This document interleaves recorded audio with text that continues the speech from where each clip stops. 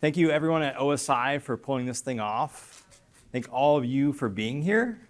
I told Craig that if Massachusetts didn't let us have this conference, that we should stage a protest instead. And a lot of you probably know Jim Brown, a friend of mine. He said, yeah, if you do that and you get arrested, I'll pay your legal fees. So I was, yes, should definitely do that. I want to thank our atlases and Carl Barney for helping to bring so many young people here. I've been a broke student, and I know that it's hard to come to a thing like this, and a lot of them wouldn't have made it without you guys, so thank you so much.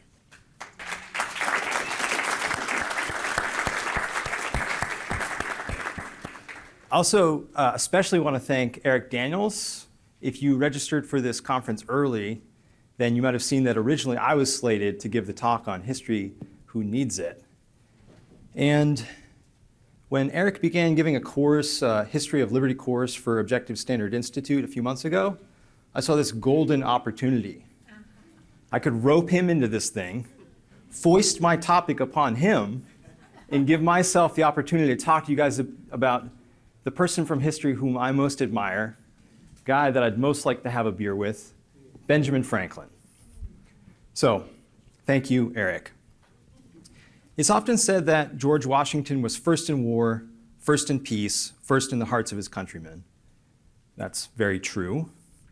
But Benjamin Franklin was first in everything else. He was the first, so far as I know, to propose that the turkey be America's national bird. First, to remind us that beer is proof that God loves us and wants us to be happy. And really the first to cast the mold for the American ideal, that a free man may rise as high as his ambition will take him. He started from nothing, created a fortune by the age of 42, and retired so that he could have fun playing with electricity. Turned what was then, is this too low? Okay. Turned what was then a pastime, a curiosity, into a full-fledged science, paving the way for all of the incredible electrical devices that we're using right now, everything that we rely on. Then already the most famous scientist in the world, he became its most famous statesman. Without his diplomacy in France, it's unlikely, if not outright impossible, that America could have prevailed over the British superpower. Then he came back to the US, played a small but very important role in the Constitutional Convention, and spent his final years fighting for the abolition of slavery. Kind of reminds me of Timothy Sandifer. We at TOS believe that he gets so much done because he's actually like 5 people collaborating under one name. Blows my mind. His autobiography, as Robert pointed out, was the first self-development book ever written, and I think still one of the best. But it doesn't tell the whole story, because Franklin never finished writing it. Also, there have been dozens of great biographies written on Franklin, but what these don't do, and don't really even attempt to do, is isolate and spotlight the principles that made Franklin so successful in his life. So that's what I want to do today. I've tried to boil down everything that I've learned about Franklin, I love him, I've learned a lot, into 5 principles that you can take away and apply in your own life to increase your own success, to increase your happiness in life. So I'm going to share some stories about Franklin, some stories about me and how his ideas have impacted me, and hopefully give you some ideas for how you can succeed in your own lives. So principle number 1, industry need not wish. Franklin became the most famous scientist in the world, but he had only 2 years of schooling. How is that possible? Well, of course, back then, schools were not yet in the business of melting the minds of children, so there was that. I was going for him. Also, the book of human knowledge was a bit slimmer back then. Alchemy was still considered a legitimate science, and people used cocaine as cough medicine. This is a Bernstein family recipe here in Alchemical Symbols. Setting those things aside, though, it's really important that we note that Franklin's first love was books, loved books. By the age of 12, he had read every book in his home, and then he made a friend who worked at a local bookstore, who let him sample the merchandise. And he would take books home, and he'd stay up all night reading because he had to return the books in the morning. I hope I don't sound too curmudgeonly when I say that I think if kids did this these days, most parents would probably be a bit suspect of the reading material. They want to know what's going on. His bookish inclination also made him extremely ambitious to become a tolerable English writer. This is what he most wanted when he was young. But he didn't just set a goal and hope that it would come true. He developed a system to make it almost inevitable that he would succeed. What did he do?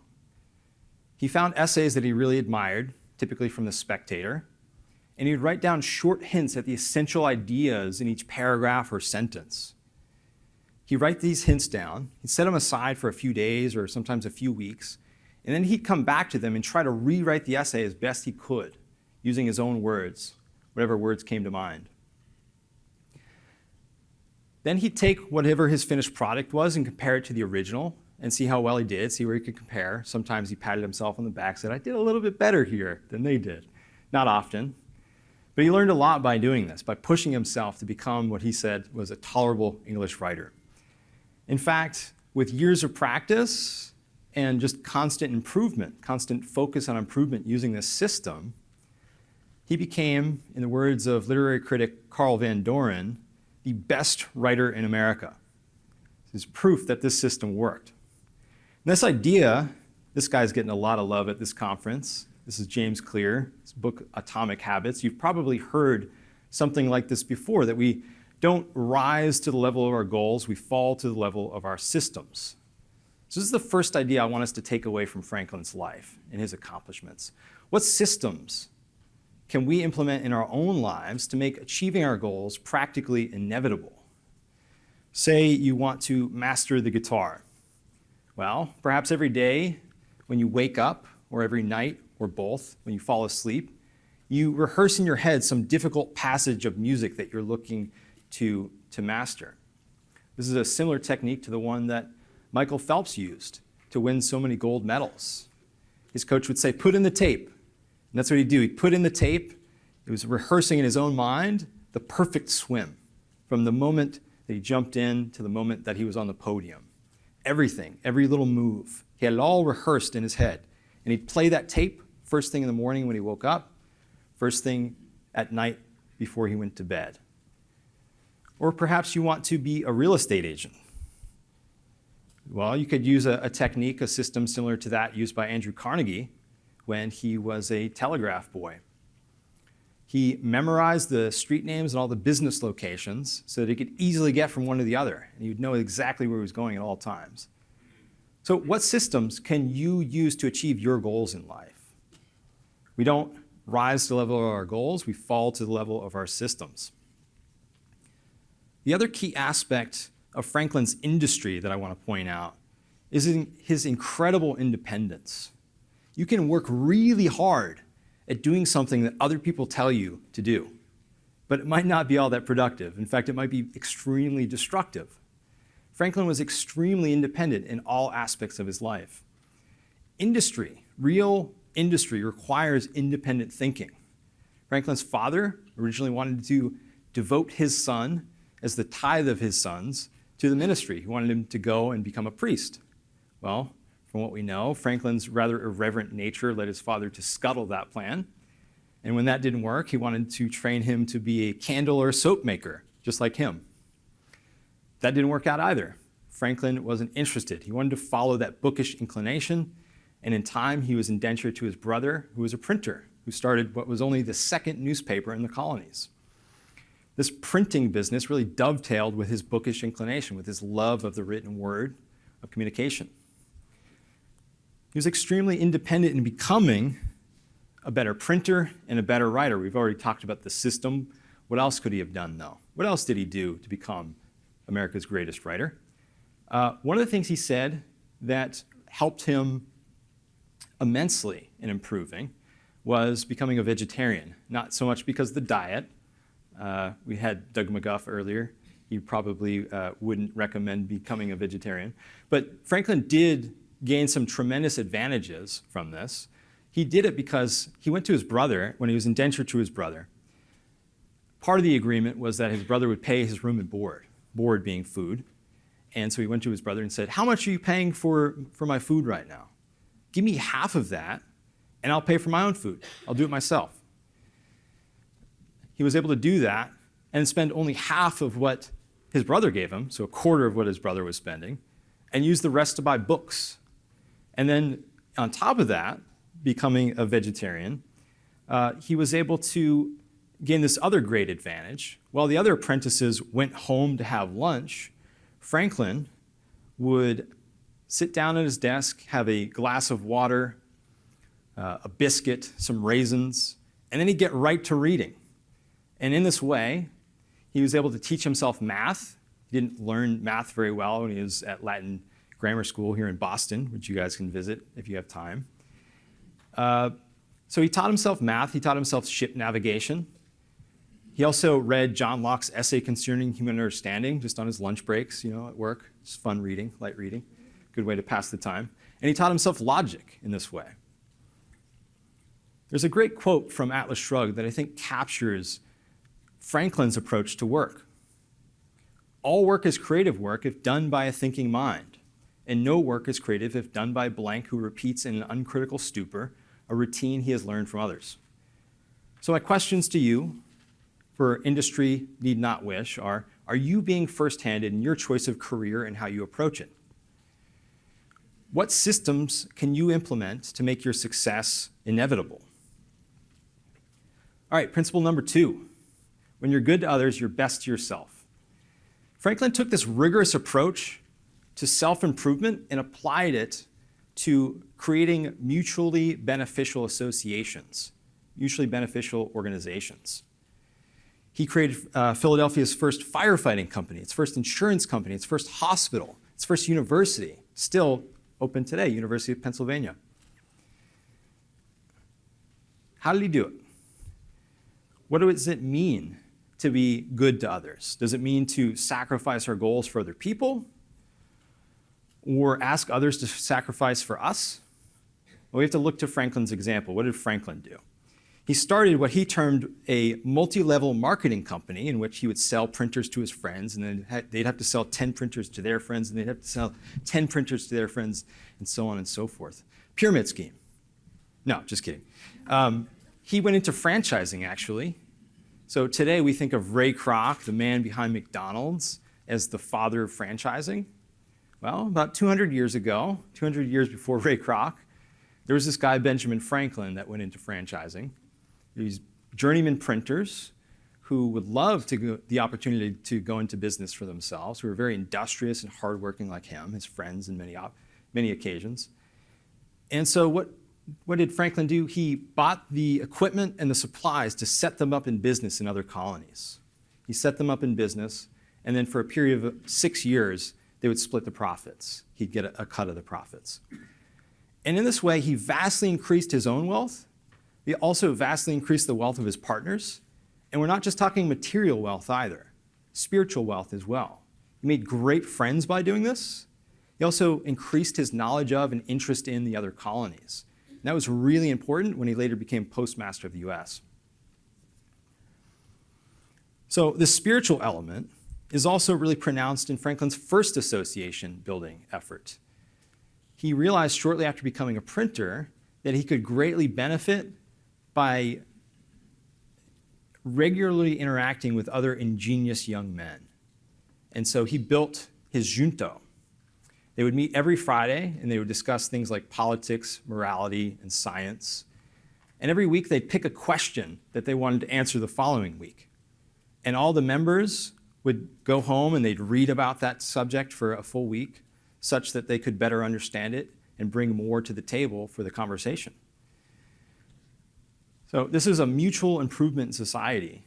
And they talked about things like, does slavery increase our country's wealth, or does it decrease it?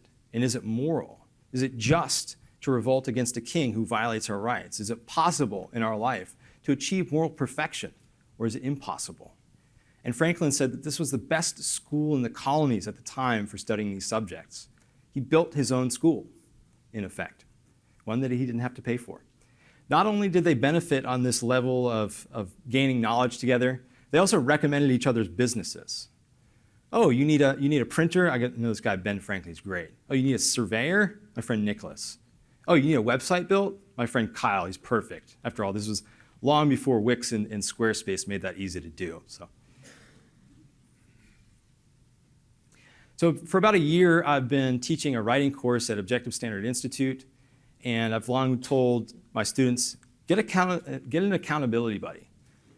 Someone who can keep you accountable to your goals. You can critique each other's work, give each other feedback, hold each other accountable. And when the pandemic hit and I myself was feeling rather disconnected from a lot of people, I realized that I was in the perfect position to build my own writer's junto. So that's what I did. I created what's called the Republic of Letters, and we meet on a regular basis and we discuss topics for writing, pitch ideas, talk about how to be more persuasive. And it's been really productive for all of us. It's been a lot of fun. So TOS-Con, though, is a junto building mecca. There are all these people around us. I've talked to people that are in engineering, that do minute engineering, have done minute engineering at Bell Labs. I talked to a guy, Mike Gustafson, who started Atlas Academy here in Massachusetts. He's spearheading this incredible Montessori school effort. There are so many intelligent people doing so many things. They're so creative. And I'd say use this opportunity to your advantage.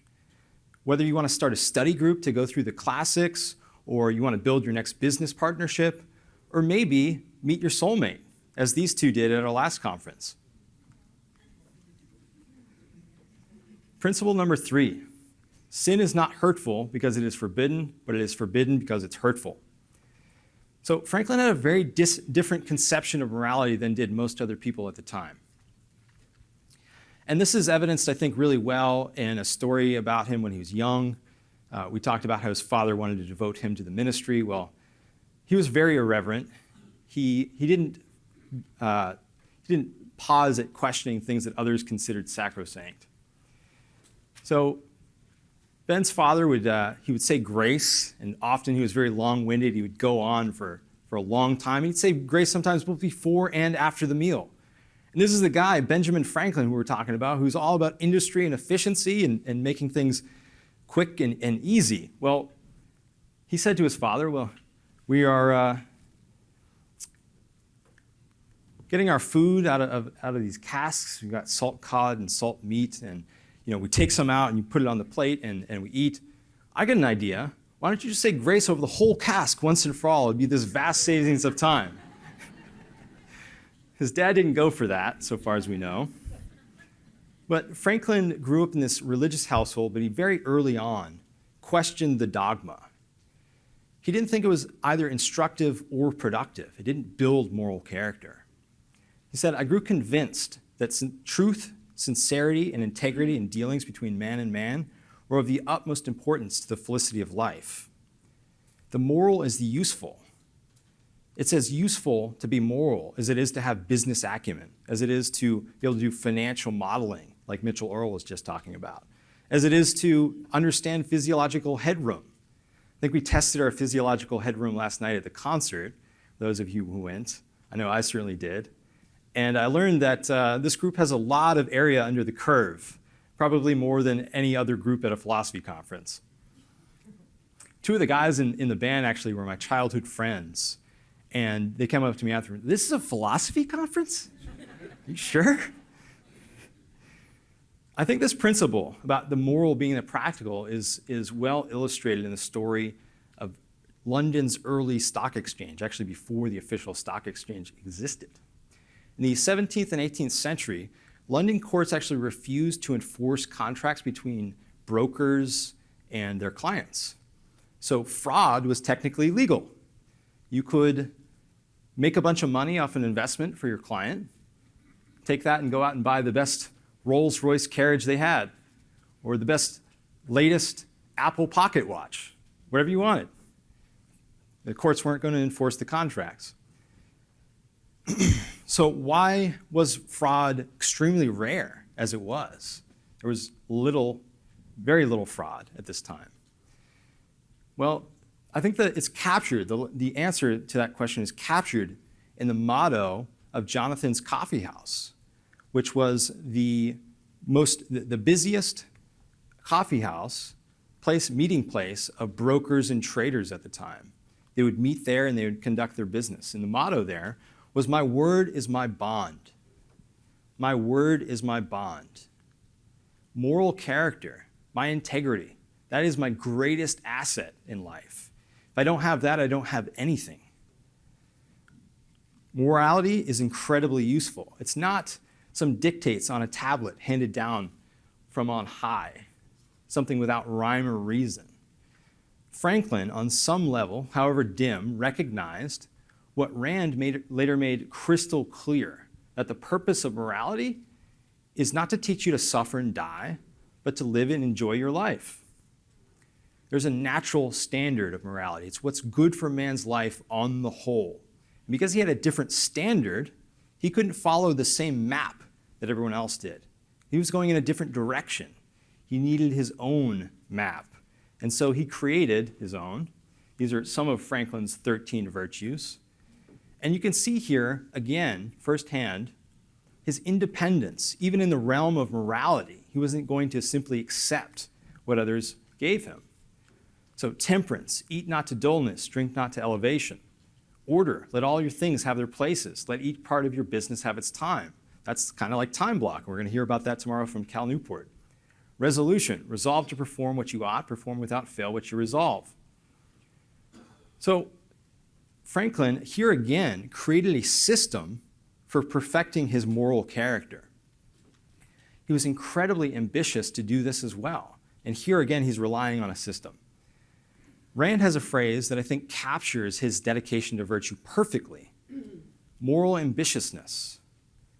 Being ambitious to build your own moral character. He was morally ambitious. She used this as a synonym for pride. And pride at the time, of course, was thought to be a sin. Pride goeth before the fall. Well, Franklin had a pretty different conception on this as well. Most people dislike vanity in others, whatever share they have of it themselves. And here he's using vanity as a synonym for pride. But I give it fair quarter wherever I meet with it, being persuaded that it is often productive of good to the possessor and to others that are within his sphere of action. And therefore, in many cases, it would not be altogether absurd if a man were to thank God for his vanity among the other comforts of life. I love that. So what is the basis of virtue? What do you take to be the basis of virtue? What is your conception of the good? And is that serving to help you, or is it hindering your life? And are you being morally ambitious? Are you being ambitious about building your own moral character? Principle number 4. Wealth is not his that has it, but his that enjoys it. What are you going to do with this success that you're building? You're using all these principles to build a successful life. Are you just going to build a treasure so that you can sit on it like Smaug the dragon? What do you want to do with it? I started thinking about this question when I began writing an article on Franklin for the Objective Standard, which my friend Pete Masterson, thank you so much, has turned it into an ebook. If you guys are interested, you can get it free on our website at the URL on your handout and on this slide.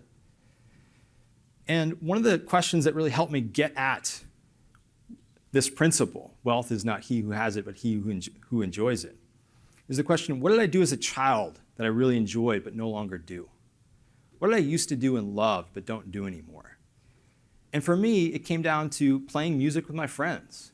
My friend Mark, who's here, who I've known since I was 3 years old, every weekend we would be jamming 8, 10, 12 hours, trying to perfect our music. We absolutely loved it.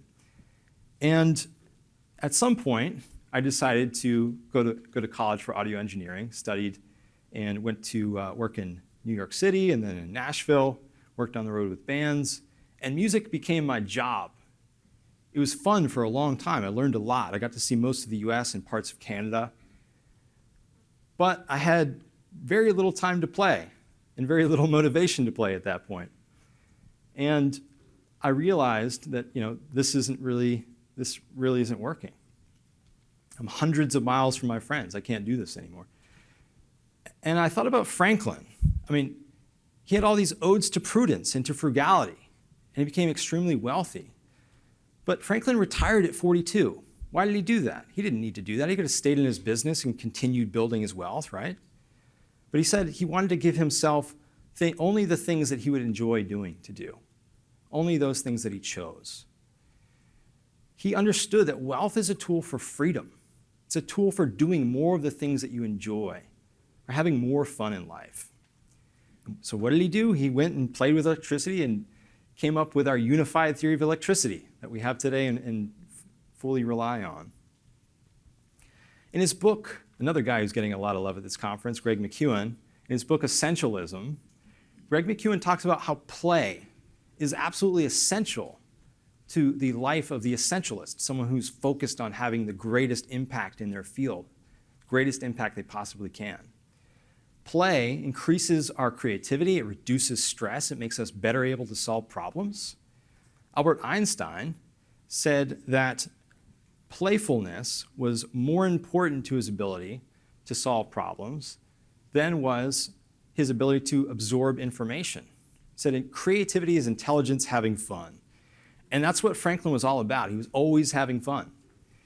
He didn't wait to retire to have fun. He didn't wait until he was there having fun with electricity to do that either.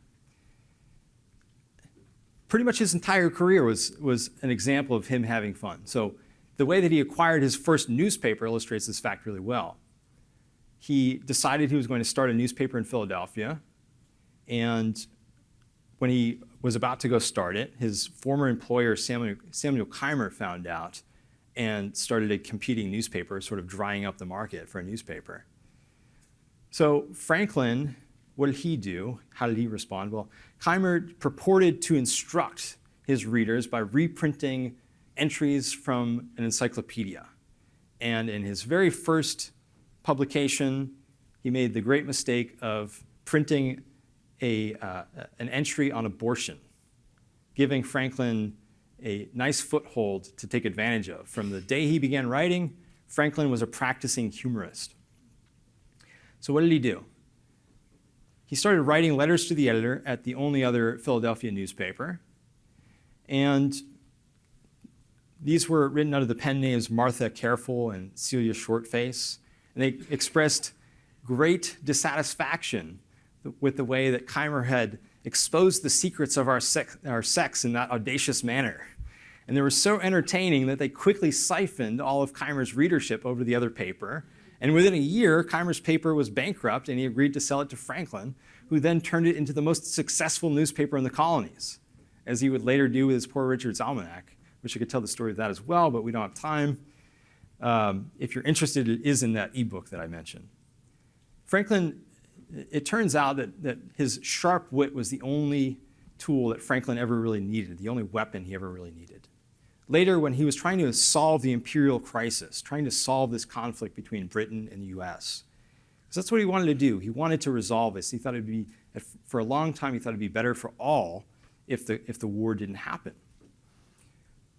So he wrote a piece called Rules by Which a Great Empire May Be Reduced to a Small One. And it was an instruction manual to ministers in Parliament telling them exactly how to destroy colonial relations. If you want to destroy colonial relations, ensure that you govern us by more severe laws. Make sure that you don't give us equal rights. Don't give us any representation in Parliament. He wrote another called Edict by the King of Prussia. And this was so realistic that many people took it for an actual edict. He wrote as King Frederick. And he said, well, you know, Britain was established under the august protection of the Prussian Empire, originally by Prussian people.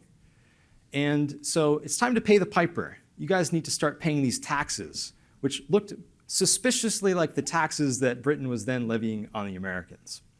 So anyone who has seen the Babylon Bee knows the power of satire to move ideas forward. Inspired by Franklin, I decided to take a stab at satire myself with my friend Keith, who's also here. About 2 years ago, we wrote this piece, Bernie Sanders and AOC Release Plan to End Thanksgiving. And just as an example of how productive having fun can be, This thing was so popular that the traffic actually crashed our site for a while. So a couple years ago, when I was thinking about all this, and I realized that I really need to follow this principle of wealth is not he who has it, but he who enjoys it, I decided to move back to New England. And when my realtor said, well, there's this place called Franklin, and I started looking into it and found that it was the first place in America named after Benjamin Franklin, I said, you could cross all the other towns off the list. This is the one. So we moved back to the Northeast so I could be closer to my friends, and on top of that, everywhere I go, I get to see images of Franklin. He's on my mail from the town. He's even on my trash can. There's also a really interesting story behind our library, and I'm happy to talk about that in the Q&A if you're interested. So we started jamming again in this concrete cube. It was really fun, but it sounded really bad. And again, thinking about Franklin's principle, put some money and some sweat equity into this basement and turned it into a small recording and rehearsal space. So thank you, Franklin. All right, principle number 5, force shites upon reason's back. So all the other founders, for the most part, most of them at least, came to politics through law. Adams, Patrick Henry, Madison, Hamilton, they're all lawyers first. Franklin, by contrast, was only a printer, but he was better prepared in many ways than most of the others. He learned in his writing to pare his thinking down to essentials, which really amplified his ability to communicate with large audiences. He thought that writing should be smooth, clear, and short. And this is exactly what he needed to communicate with the mass audiences of his Pennsylvania Gazette and his Poor Richard's Almanac. He also fully realized that rational argument is the only means of changing other people's minds, but that it takes a long time, because in fact, we cannot change other people's minds. All we can do is plant the seed. People have to change their own minds. And so, for instance, he had the idea of establishing a night watch for Philadelphia to better protect the rights of its citizens. Well, he couldn't just go into Congress and build a coalition and get a law passed. What did he do? He started talking about this with his friends in the junto. They started talking about it with people in other clubs. Eventually, this got into the general population, and in a few years' time, a law was passed to establish a night watch. He understood, as Hugo said, that there's nothing more powerful than an idea whose time has come. But he also understood how to cultivate the ground such to make that time come. Third, he understood that outright confrontation is not very productive. It doesn't work. You can argue with people till you're blue in the face. It typically doesn't move them. When he was young, he loved to do this. He loved to get into scuffles with people and to try to back them into corners. He was very good at this, to getting them to admit to contradictions in their thinking and this and that. He loved arguing, but he realized that he wasn't really making any friends. He was just frustrating people, and he wasn't getting anything done. None of his measures were moving forward. He said, as the chief ends of conversation are to inform or to be informed, to please or to persuade, I wish well-meaning, sensible men would not lessen their power of doing good by a positive, assuming manner that seldom fails to disgust, tends to create opposition, and to defeat every one of those purposes for which speech was given to us. I mean, how many of us are truly persuaded by a know-it-all? Somebody who can build these knockdown arguments that are unanswerable in any way, shape, or form. Is that really persuasive? At TOS, I've had the opportunity to speak with a lot of really great writers, people that are very persuasive, very good at what they do. And recently, I had the pleasure of speaking with Virginia Postrel. And Postrel was for a long time, she was the editor-in-chief of Reason magazine. And one of the things that she said in our conversation, I think, is really relevant and really is the same as this principle that Franklin gave us. She said, the besetting flaw of people who are interested in writing about liberty is thinking that you already have all the answers, that you understand the whole world and how it should be, that you've simplified the world down to a formula. But you don't know it all. No one knows it all. No one ever has known it all. The world is complex, and that's a strong argument for protecting liberty. There isn't somebody on top who has universal knowledge and can direct everything. So you need to have curiosity and humility. Just as force is antithetical to reason, reason is ineffective when we try to use it to shove our ideas down other people's throats. It doesn't work. A friend of mine calls this trying to brute force hack someone else's mind by creating this unanswerable argument. Another guy I've had the pleasure to speak to recently, best-selling author Adam Grant, most recently wrote the book Think Again. And in it, he talks about the measles epidemics that have erupted in Canada in recent years. Well, parents have become convinced that vaccinations give kids autism. And doctors have been very unsuccessful in a lot of places of convincing them otherwise. Except for one guy, this guy, Arnaud Gagnon. So he's become known as the vaccine whisperer, and people wanted to know why. Why is it that he has such a great success rate when he goes in to talk to people? Like 9 times out of 10, the people leave and they get their kids vaccinated. And it turns out that Gagnon has a background in motivational interviewing. He asks questions. He affirms their autonomy. He doesn't question their moral character. Instead, he says, I know that you're trying to do what's right. I know that you want the best for your kids. And he walks them through these confusing questions and answers them. And he's not the sage on the stage, he's the guide on the side. So we who want to help others understand the ideas of freedom and flourishing could take a page from Gagnon. And we could take a page from Grant, and we could take a page from Franklin. I talk more about this in my course, How to Write Powerfully in Defense of Liberty. So if you're interested, check that out. I think we've got another one coming in September. So to recap, industry need not wish. Are you being first-handed in your choice of a career and your approach to it? And what systems can you use to make success inevitable? 2, when you're good to others, you're best to yourself. Sorry, a little delay. How can you be best to yourself by being good to others? What problems can you solve by building win-win relationships? And sin is not hurtful because it is forbidden, but it is forbidden because it's hurtful. What do you consider to be virtuous? And are you being morally ambitious in your life? Wealth is not his that has it, but his that enjoys it. What did you do as a child that you no longer do? And are you protecting time for play in your life today? And force shites upon reasons back. Are you persuading people or are you berating them? Do you give people the opportunity to change their own minds? And are you taking steps to be a clearer and more persuasive communicator? Thinking about and acting upon these principles has improved my life tremendously, and I hope that by doing the same, you too can become ever more healthy, wealthy, and wise. Thank you.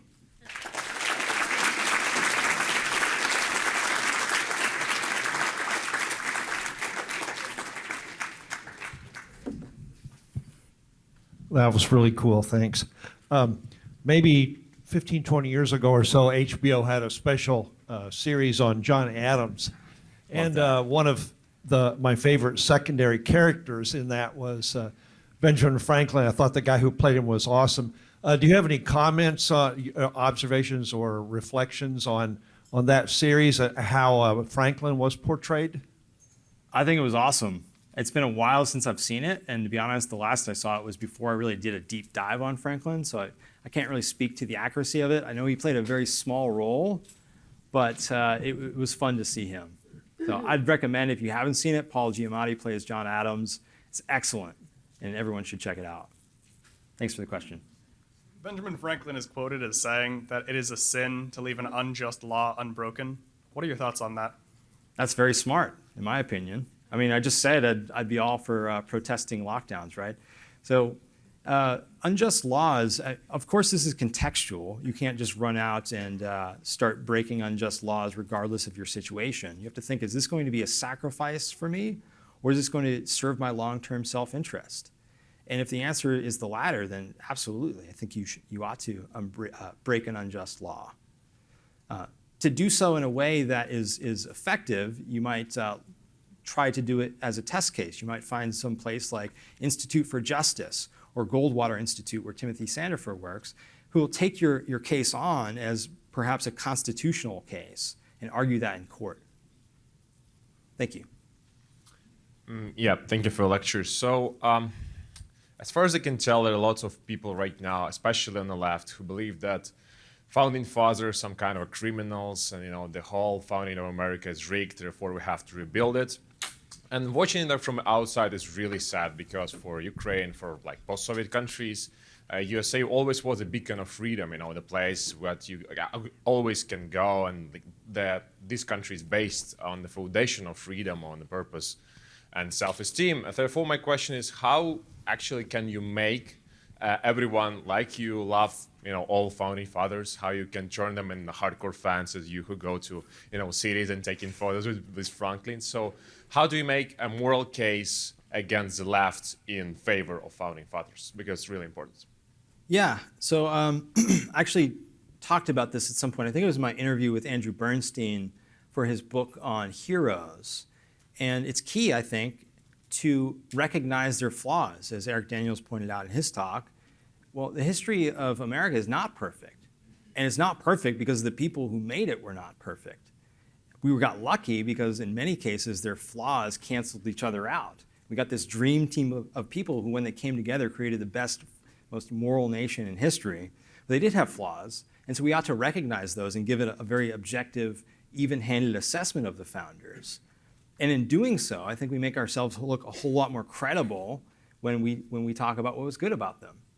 So I wrote a piece on Thomas Jefferson. It was one of the first pieces for the Objective Standard, in which I go into Jefferson's flaws at great detail.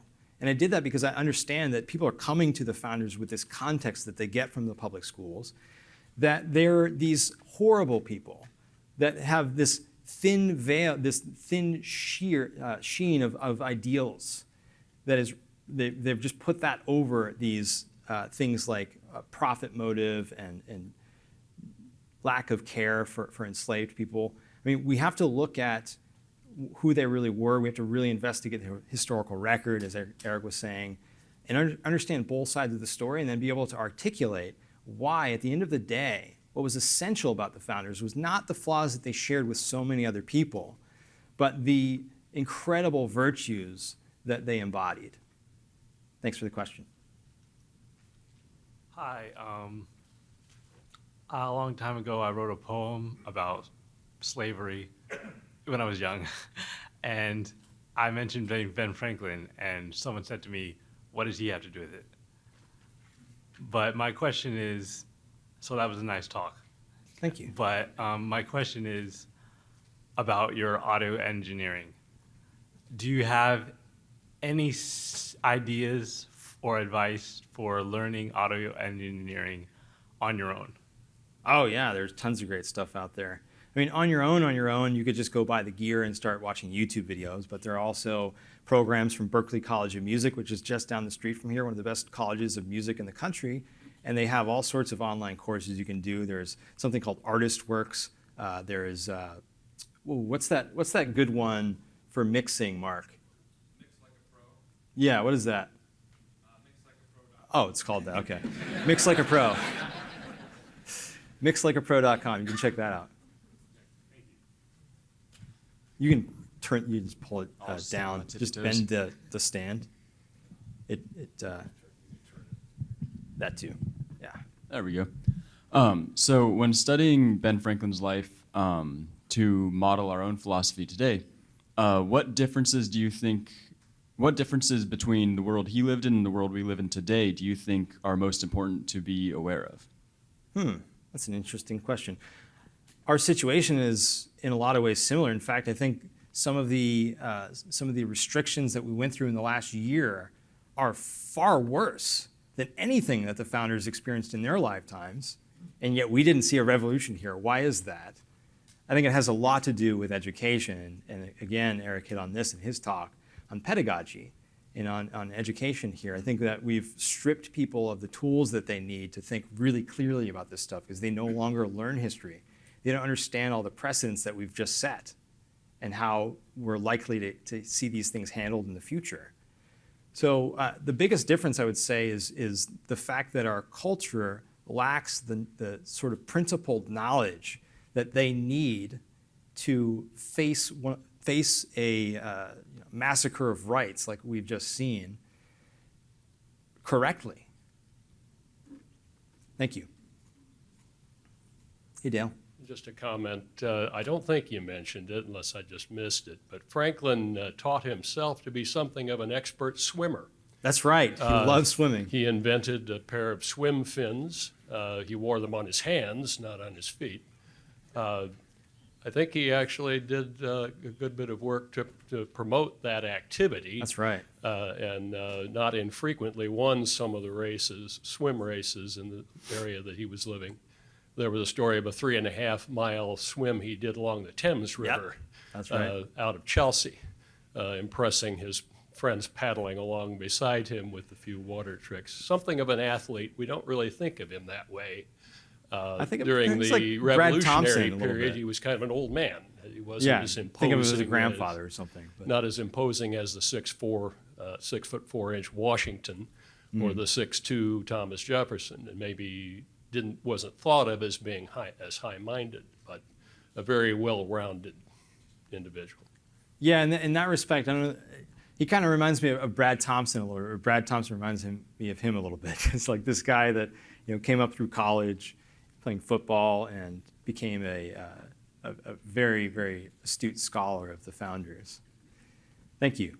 That was a good observation. Yeah, it's funny too, if you go back and read some of the correspondence about swimming at the time, how people viewed it. It was like, I'm very ambitious to become a good swimmer. Today we sort of take it for granted. Like, yeah, we all learn how to swim. We're very young. Thank you. Hey, Thomas. You indicated that you might have something interesting to say about the library in Franklin. Thank you. Somebody took the bait. Yeah. Yes. I think I have a slide here too. So the library in Franklin, how did that get started? So this goes actually to the story of Franklin in general. So in 1778, there was a town outside of Boston that had reached sort of the legal limits to become a new incorporated town. It was a group of people living together, and now they wanted to go incorporate and become a town. And so they went to Dedham, where the courthouse was, to incorporate, and they got there and they heard news. News had just come from France. Franklin has brought France into the American War on the side of the Americans. And they immediately crossed out Exeter on the deed and wrote instead Franklin. And so this town became Franklin, Massachusetts, the first town ever named after Benjamin Franklin in 1778. And about 7 years after they had founded the town, they realized, well, Franklin's never really recognized us for having named our town after him. So we had to do something about that. And they had just built a church, but they needed a church bell. So let's write to Franklin. Maybe he'll buy us a church bell. They wrote to Franklin and he said, I'm not really into this whole church thing. How about this? How about I buy you some books instead? Sense being preferable to sound. And so he bought them books, and the books in this case, on this picture here, are the collection that Franklin purchased. They were sent to Franklin, Massachusetts from his friend Peter Collinson in England, and they're still there today. You can go check it out. It's about 40 minutes from here. I'd be happy to show anyone around who's interested in going.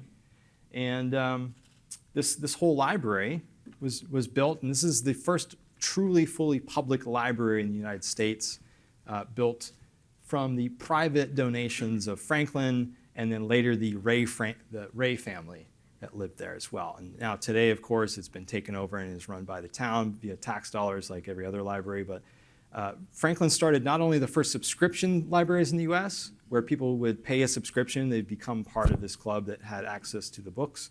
He also indirectly started the first public library in the US, and he later said that he thought that this had something to do with the stand that the Americans took because they were educated. And if you look here, these books, the tan ones, those are Locke's works in 4 volumes, John Locke's works. And why is that relevant? Well, if you go back to YouTube and watch my talk from last year, you can hear me expound on why Locke was another American founding father, even though he never came to America. Long-winded answer, but thank you, Thomas. I have a comment more than a question.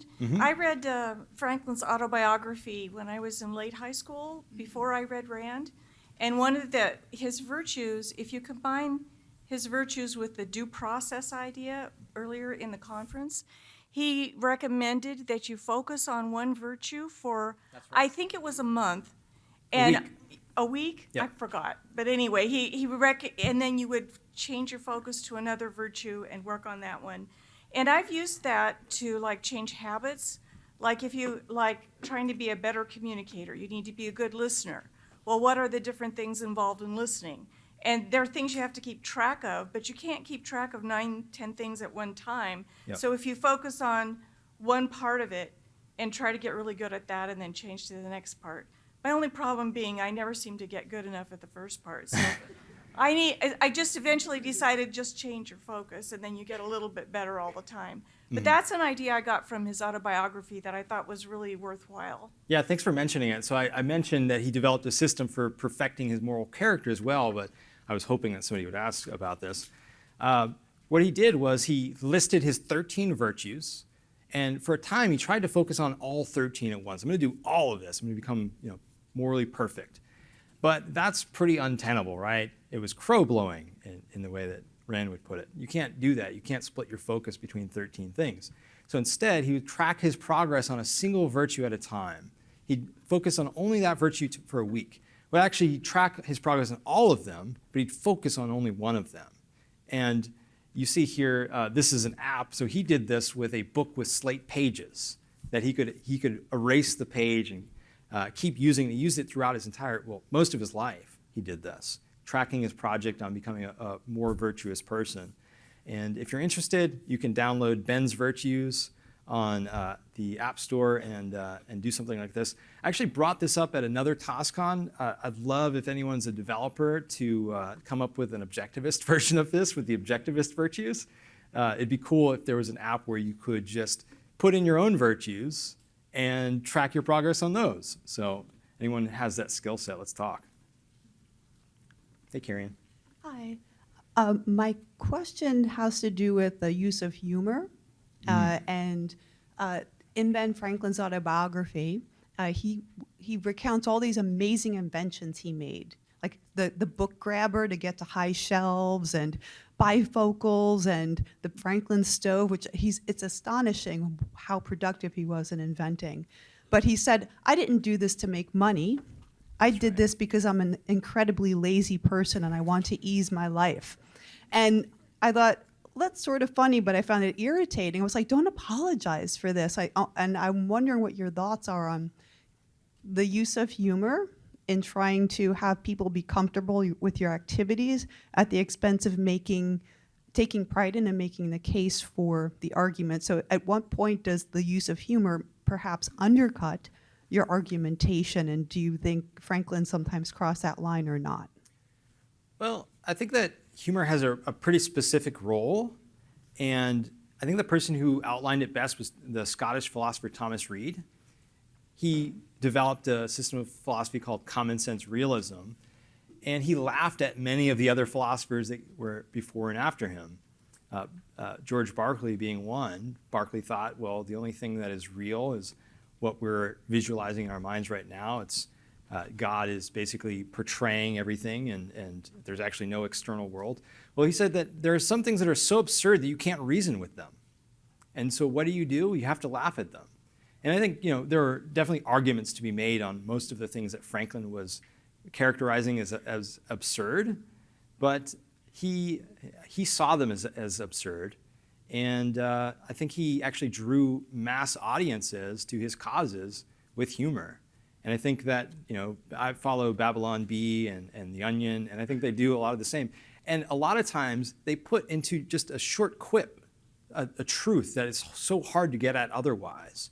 And it's so memorable and it sticks with you and you laugh every time you think of it. So I can't think of any instances where I thought his humor undercut him. I do think that there's questions about why wouldn't you want to patent your stuff and gain from that, but he also was extremely wealthy and happy to help others. So thank you. Hey, Zena.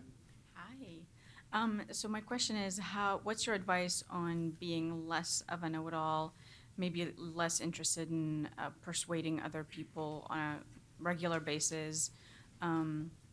Just your advice on how to take it down a notch. I would say your goal should be to always be acting on the trader principle that we heard about from Rajree's talk. What value do I have to offer other people? And what value do they have to offer me? Can I learn something from them? Adam Grant recently posted, I think it was on Twitter, something like a good debate is one where you aim to learn as much as you do to persuade.